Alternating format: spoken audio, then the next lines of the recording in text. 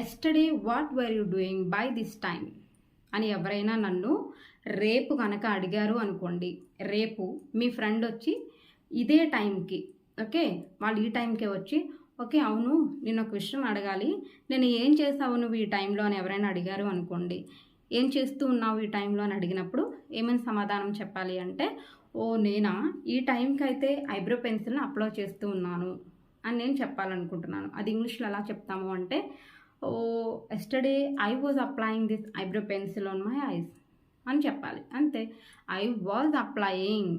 Okay, ప్రజెంట్లో అయితే ఏమని చెప్పాను, ఐఎమ్ అప్లయింగ్ అని చెప్పాను. అయితే రేపు అడిగినప్పుడు నిన్న జరిగిన యాక్షన్ అది జరిగిపోయింది కంటిన్యూస్లో, ఓకే, టెన్స్లో అడిగినప్పుడు I was applying eyebrow pencil on my eyes అని చెప్తాము. అంతే, ఓకే. అయితే నేను ఈ టైంకి ఏం చేసావు అని అంటే